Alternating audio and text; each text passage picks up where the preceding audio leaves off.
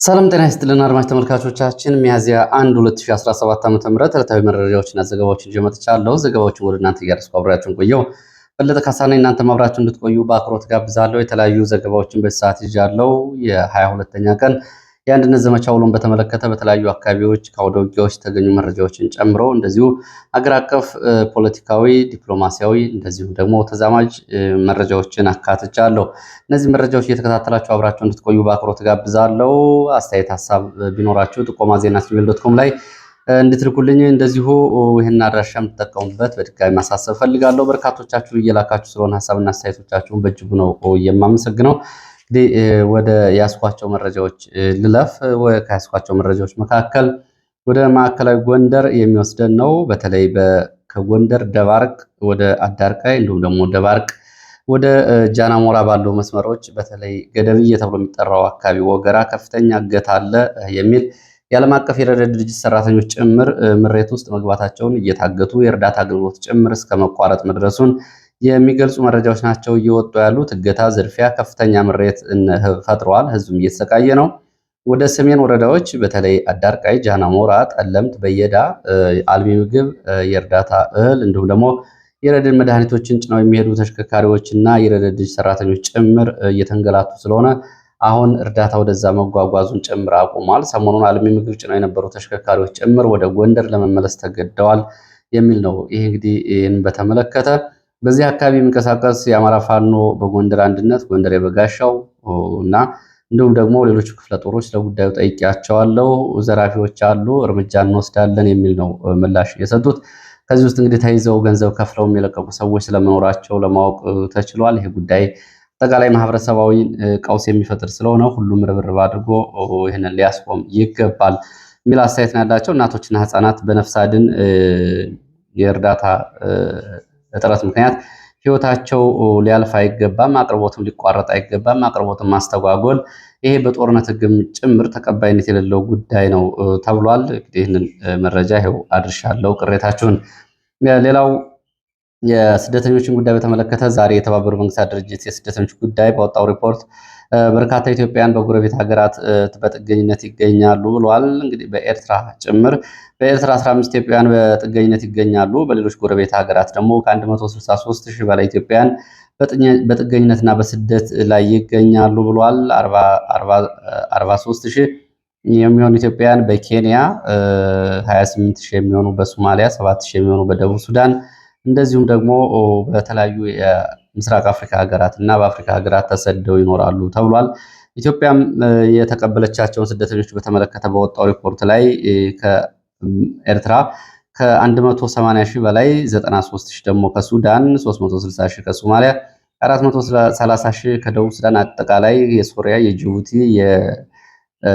እና የዚምባብዌ የቡሩንዲ ስደተኞችን ጨምሮ ከ1 ሚሊዮን በላይ ስደተኞች በኢትዮጵያ ውስጥ ይኖራሉ ኬንያውያንን ጨምሮ ተብሏል። ይሄ ከስደተኞች አንጻር ኢትዮጵያ በርካታ ስደተኞችን የተቀበለች ሀገር ነች። በእርግጥ በተለያዩ አፍሪካ ሀገራትም በአፍሪካ ቀንድ ኬንያም ኡጋንዳም በርካታ ስደተኞችን የኮንጎ ስደተኞችን በተለይ በመቀበል እንደ ኡጋንዳ አይነት ቀዳሚ ሀገራት ይገኛሉ። ወደ ትግራይ የሚወስድን መረጃ ላስከትል። በትግራይ በትግራይ የተደረገውን የስልጣን ርክክብ በተመለከተ የአሜሪካ አምባሳደር ማሲንጋ አስተያየት ሰጥተዋል። በዚህም እንግዲህ አሜሪካ ርክክቡን ታደንቃለች ብለዋል። ያው በውል እንደሚከታተሉት ጉዳዩን ያሳያል። ጀነራል ታደሰ የገቡትን ቃል ኪዳንም አሜሪካ ታደንቃለች ብለዋል። ትጥቅ ለመፍታት፣ ተፈናቃይ ለመመለስ፣ ሕግ ለማስከበር ጀነራል ታደሰ ወረደ ቁርጠኛ መሆናቸውን መቀበላቸውን እናደንቃለን ካሉ በኋላ እንግዲህ በትግራይ ጉዳይ ከዚህ ባሻገር ሰሞኑን የትግራይ የፖለቲካ ተወካዮች የምክር ቤት አባላት ከማሲንጋ ጋር መወያየታቸውም ይታወቃል። በነገራችን ላይ ጌታቸው ረዳና የጀነራል ታደሰን የስልጣን ርክክብ በተመለከተ በአብይ አህመድ ላይ ሁለት አስተያየቶች እየቀረቡ ነው የሚገኙት። አንደኛው መፈንቅለ መንግስት ያደረገውን የህወሓት ቡድንን ስልጣኑን አጸኑለት አብይ አህመድ የሚል ሲሆን ሁለተኛው ደግሞ የህወሓትን ፍላጎት በመቀበል የፎይታ ጊዜ ለማግኘት እና ዓለም አቀፍ የዲፕሎማሲ ትርፍ ካገኙ በኋላ አብይ አህመድ በተለያዩ አካባቢዎች የገጠማቸውን ችግር በተራና በቅደም ተከተል ለመፍታት ያደረጉት ብልሃት ነው። ውለው አድረው ግን ይህንን ጉዳይ ይቀጥሉበታል ብሎ ማሰብ አይቻልም የሚል አስተያየቶች እየመጡ ነው የሚገኙት። ርክክብ በትላንትናው ዕለት ተደርጓል። 8 ነጥቦችም እንደዚሁ ቃል ኪዳን ሰነድ ተብሎ ከፕሪቶሪያ የሰላም ስምምነት የወጡ ስምምነቶች ተግባራዊ ይደረጋሉ ተብለው ጀነራል ታደሰ ወረደ ተቀብሎ ወደ ስራ ቦታው ተመልሷል። ዛሬ ብሔራዊ ደህንነት ምክር ቤት ተብሎ የሚጠራው አብይ አህመድ፣ የመከላከያ፣ የፌዴራል ፖሊስ፣ የብሔራዊ መረጃና ደህንነት፣ ሌሎቹ አካላት የተገኙበት ስብሰባ ተደርጓል። በስብሰባው ላይ እንግዲህ በርካታ ዝርዝር ጉዳዮችን እንደተነጋገሩ የመንግስት ሚዲያዎች ዘግበዋል። በዋናነት ግን 3 መሰረታዊ ነጥቦችን ማየት ይቻላል። እነዚህም የባህር በር ጉዳይ ዛሬ በነበረው ብሔራዊ ደህንነት ምክር ቤት የባህር በር ጉዳይ በተጀመረው ግለት መቀጠል አለበት። የባህር በር ለማግኘት ህጋዊና ዲፕሎማሲያዊ አማራጮችን ለመጠቀም ይህን ለማስቀጠል አለብን የሚል አቅጣጫ ተሰጥቷል። እንዲሁ ደግሞ ኢትዮጵያ የጀመረችው ሪፎርም እንግዲህ አዎንታዊ ነው፣ ብልጽግና አዎንታዊ ውጤቶችን በሚል የጀመራቸው ሪፎርሞች እየተሳኩ ነው ብሏል። እንግዲህ በዲፕሎማሲውም ኢትዮጵያ በዓለም ደረጃ ተሰሚነቷን እያሳደገች ነው ብሏል። በዚህ በኩል በርካታ መከራከሪያዎችን ማቅረብ ይቻላል። በትግራይ ሁለንተናዊ መሻሻል አለ ብለዋል። ኋላ ቀር ኃይሎች ፍላጎታቸውን ለማስፈጸም የተለያዩ ድርጊቶችን ይፈጽማሉ፣ ለመወያየት አይፈልጉም ብለዋል። ብልጽግና እስከልቡ ለመወያየት ፍላጎት አለው ወይ? ከአሁን በፊት የነበሩ የፖለቲካ ጥያቄዎችና ውይይቶችን እንዴት አሻጥር እንደሰራባቸው ከተቃዋሚ ፓርቲዎች እስከ ትጥቅ ትግል ውስጥ ያሉ ድርጅቶችን ማየት አይቻልም ወይ? ብልጽግና ስለዚህ ዝግጁ ነው ወይ የሚለው አብሮ የሚነሳ ጥያቄ ነው።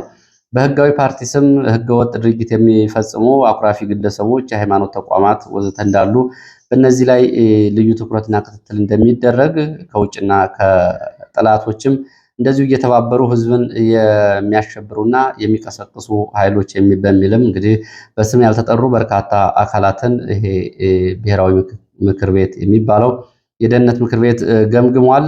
በፕሮፓጋንዳ የሚመሩ ክፍሎችም ሐሰተኛ መረጃ እያሰራጩ ታሪክ ይፈጥራሉ። ይህንንም በተመለከተ አቅጣጫ አስቀምጠንበታል ብለዋል። ቀጠናዊና ዓለም አቀፋዊ ጉዳዮች ላይም እንደዚሁ ሽብርን በተመለከተ እንዲሁ ደግሞ እየፈረሱ ያሉ ሀገራትን በጥልቀት ስለመገምገሙም እንደዚሁ መግለጫው ላይ ተመልክቷል። በሰላማዊ መንገድ የፖለቲካ ልዩነትን ለመፍታት የታየው ውጤትም እንደዚሁ አድንቋል። እስካሁን እንግዲህ በሰላማዊ መንገድ የፖለቲካ ልዩነትን ለመፍታት በየትኛው መንገድ ተሄዶ የትኛው የሚጠቀስ ካለ እሱ እስካሁን የተመዘገበ የሚታወቅ ጉዳይ የለም። በአንጻሩ እንግዲህ ብልጽግና በአራቱም አቅጣጫዎች ጦር እየሰበቀ ወታደር እያዘመተ አገሪቱን የጦር ቀጠና ያደረጋት፣ እነሱ ግን በአዎንታዊ ነው የገመገሙት። የሰላም መንገድ አንከተልም ባሉ ኃይሎች ላይ ጦርነቱ ይቀጥላል። አንዱ ነጥብ ይሄ ነው። ከላይ ከባህር በር ባሻገር ጦርነቱ እንደሚቀጥል በዚህ የደህንነት ምክር ቤት እንዲሁም አቅጣጫ ተሰጥቷል። እንግዲህ ድርድር የሚለውን የሚያነሱት ለፕሮፓጋንዳ እንደሆነና ግን ጦርነቱ እንደሚቀጥል ግን በዚሁ አቅጣጫ ተሰጥቷል።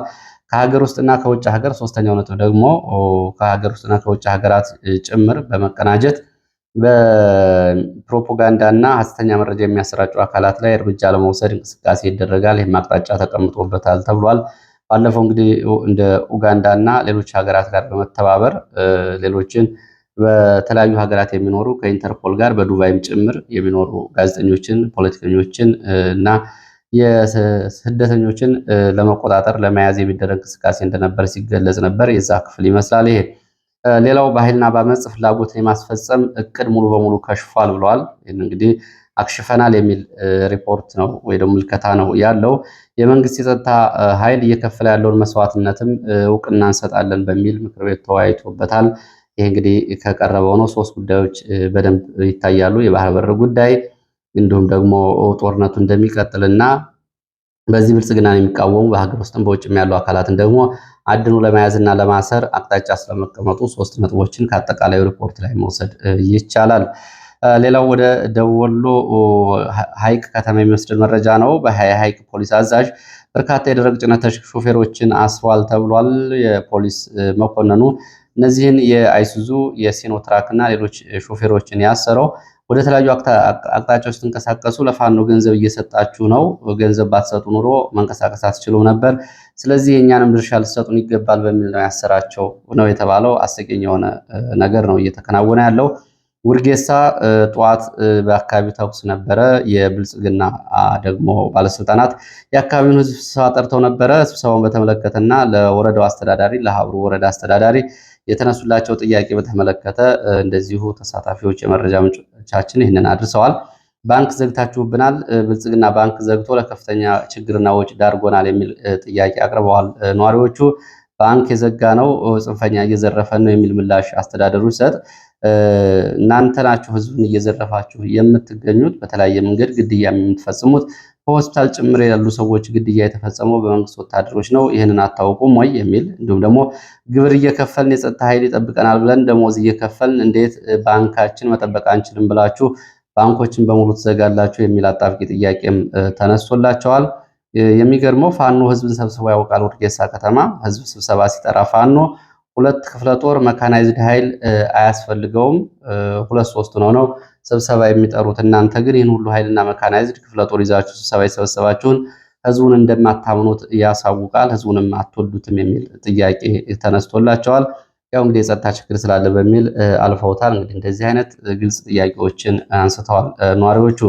ወደ ጎንደር ዙሪያ የሚወስድን መረጃ ላስከትል። ጎንደር ዙሪያ ማክሰኝት ከተማ ሌሊት በነበረ ከፍተኛ ተኩስ የሚሊሻ አባላት ጉዳት ደርሶባቸዋል። 7 የሚሊሻ አባላት ከባድና ቀላል ቁስለኛ ሆነዋል ነው የተባለው።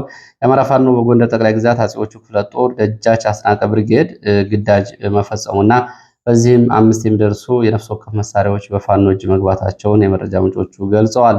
በተመሳሳይ ከሰዓት በኋላ አፍላ ውጊያ እየተደረገበት የሚገኘው ወለላ ባህርና አካባቢው ጋይንት ማለት ነው ጉና ከባድ ውጊያ እየተደረገ ይገኛል። ውጊያው ከሁለት አቅጣጫ የመጣ የመንግስት ኃይል ጋር ነው እንግዲህ እየተደረገ ያለው። ከንፋስ መውጫና ከስማዳ ከሁለት አቅጣጫዎች የመጣ የመንግስት ኃይል ወለላ ባህርና አካባቢው የፋኖ ይዞታዎችን ለማጥቃት መንቀሳቀሱን ተከትሎ ነው ውጊያ የተቀሰቀሰው። በውጊያው የደረሰው ጉዳት አልታወቀም። በርካታ የእግረኛና የመካናይዝድ ኃይል ነው ከተለያዩ አቅጣጫዎች የመጣው። ውጊያው ከ8 ሰዓት ጀምሮ እየተደረገ ነው ተብሏል። ዝርዝር መረጃዎች እንግዲህ ወደፊት የሚደርሱ ይሆናል። ባለፈው ሳምንት እንግዲህ በዚህ አካባቢ ከ4 አቅጣጫዎች በነበረው ውጊያ በመቶ የሚቆጠሩ የመንግስት ኃይሎች ሞት፣ ቁስለኛ እንዲሁም ደግሞ ምርኮ መሆናቸው ይታወቃል። 3 ወታደራዊ ተሽከርካሪዎችም እንደዚሁ በዚህ ቀጠና አንድ አምቡላንስ ጨምሮ ጉዳት ደርሶባቸዋል። ይህንን ለመበቀል በሚል ነው እንግዲህ በርካታ የእግረኛና የመካናይዝድ ኃይል ወደ አካባቢው የተንቀሳቀሰው። ወደ ጎጃም ስንሄድ ጃዊ በ4ኛ ክፍለ ጦር መብረቁ ብርጌድ የተፈጸመውን ጥቃት በተመለከተ ጠዋት አንድ መረጃ አጋርቻችሁ ነበር። ከሰዓት በኋላ በወጡ መረጃዎችና የአማራ ፋኖ በጎጃም በ22ኛ ቀን የዘመቻ ውሎም እንዳረጋገጠው ከ3 ወታደራዊ አዛዦች ጨምሮ ከ37 በላይ የመንግስት ወታደሮች ሙትና ቁስለኛ ሆነዋል። 15 የሚደርሱ ቆስለዋል። 30 የሚደርሱ ደግሞ ተገድለዋል። በድምሩ እንግዲህ ከ33 48 ማለት ነው የአካል ጉዳትም ሞትም ያጋጠማቸው 4 ንጹሐን መገደላቸውን እንዲሁ ደግሞ በፋኖ ላይ ከባድና ቀላል የሚባል የአካል ጉዳት ደርሷል ተብሏል። ምሽት 11 ሰዓት ከ45 ነው እንግዲህ ጥቃት ትናንትና መጋቢት 30 ቡኒ ጅራ ተብሎ በሚጠራ ቦታ እየተፈጸመው። ይሄ ጃዊ አካባቢ ያለውን ነው። የአማራ ፋኖ በጎጃም የዘመቻ ውሎ ሪፖርቱን በተመለከተ ባወጣው መረጃ ላይ 10 የመንግስት ወታደሮች ፋኖን ስለመቀላቀላቸው ከነዚህ ውስጥ እንግዲህ 1 ብሬንና የነፍስ ወከፍ መሳሪያዎችን የያዙ የአድማ ብተና አባላት፣ 10 የመከላከያ አባላት በድምሩ 10 የሚሆኑ ጃዊና ደጀን ዛምብራ ብርጌድን ተቀላቅለዋል ብሏል። በተመሳሳይ ደብረ ማርቆስ ዛሬ የቦ ማርያም አርጅና እንዲሁም ደግሞ ማረሚያ ቤት አካባቢ በነበሩ ውጊያዎች በርካታ የመንግስት ሚሊሻዎች ላይ ጉዳት ደርሷል ብሏል እዙ። በዚህም እንግዲህ በ3 ተሽከርካሪዎች ቁስለኞችን ስለማንሳታቸው ገልጿል። ጃዊ የነበረውን እንደዚሁ በዚህ ሪፖርት አካቶታል ከላይ የቀረበውን። ወደ እስቴ ስንሄድ ደቡብ ጎንደር እስቴ አለዳ ተብሎ በሚጠራ ቦታ በተፈጸመ የደፈጣ ጥቃት በርካታ የመንግስት ወታደሮች ቁስለኛ ሆነዋል። ከደብረ ታቦር ከተማ ወደ እስቴ እንቅስቃሴ ላይ የነበረ ተሽከርካሪ ላይ ነው ድንገተኛ ጥቃት እየተፈጸመው ተብሏል። በዚህ እንግዲህ በርካታ ወታደሮች ጉዳት ደርሶባቸዋል። ወደ ትግራይ ተጨማሪ መረጃ ላድርስ። ትግራይ የአክሱም ከተማ ፍርድ ቤት ለሴት ተማሪዎች ከነ ሂጃባቸው እንዲማሩ ወስኗል። ፍርድ ቤቱ ማለት ነው። መጋቢት 30 2017 የዋለው የአክሱም ፍርድ ቤት ችሎት ይህንን ውሳኔ ወስኗል። ቀደም ብሎ እንግዲህ እስልምና ምክር ቤት የትግራይ እስልምና ምክር ቤትና የኢትዮጵያ ጠቅላይ ምክር ቤት እስልምና ምክር ቤቶች ያቀረቧቸው ክሶች ነበሩ። የትግራይ ትምህርት ቢሮ፣ የአክሱም ወረዳ ትምህርት ቢሮ፣ የትምህርት ቤቱ ርዕሰ መምህራን ጨምሮ በርካታ አካላት በዚህ ጉዳይ ላይ ሲወዛገቡ ነበር። ሰልፍም ተደርጓል በመቀሌና በተለያዩ አካባቢዎች። ከዚህ ጋር በተያያዘ እንግዲህ ተማሪዎቹ ሂጃባቸውን ለብሰው ትምህርታቸውን እንዲከታተሉ ፍርድ ቤቱ ውሳኔ ሰጥቷል። ይህን ውሳኔ የትግራይ እስልምና ምክር ቤት ይህንን እንደሚያደንቅም እንደዚሁ መረጃው ያሳያል። ትናንትና የተሾሙትን ገብሩ የተሾሙትን ጀነራል ታደሰ ወረደን በተመለከተ ገብሩ አስራት ለሪፖርተር እንደዚሁ አስተያየት ሰጥተዋል። ጀነራል ታደሰ ወታደሮችና ታጣቂዎቻቸውን ለፖለቲካ ተገዥ ካላደረጉ ስርዓታቸው ወይም ደግሞ ለውጥ ማምጣት አይችሉም ብለዋል ገብሩ አስራት በትግራይ ያለው ታጣቂዎች አሁን አዛዥ የላቸውም። ለዚህ ነው በርካታ ቀውሶች እየተፈጠሩ ያሉት ብለዋል። ጀነራል ታደሰ ውጤታማ ፕሬዝዳንት መሆን ከፈለጉ የትግራይ ኃይል ለመንግስታዊ ስርዓቱ ተገዥ እንዲሆን ማድረግ አለባቸው ብለዋል። የጌታቸው ረዳ ውድቀትም ፖለቲካውና ወታደራዊ ኃይሉን በአንድ ላይ አለመቆጣጠር የመጣ እንደሆነ ለማሳየት ሞክረዋል። ሪፖርተር ላይ እንግዲህ ዛሬ ከወጣው ሪፖርተር ላይ ከሰጡት ቃለ ምልልስ በአጭሩ የተመለከትኩትን ነው። ለሰዓት ያስኳቸው አጫጭር መረጃዎች እነዚህ ነው የሚመስሉት። በሌላ ተመሳሳይ መርሃ ግብር እስከምንገናኝ ስለተከታተላችሁ አመሰግናለሁ። ከሚሴ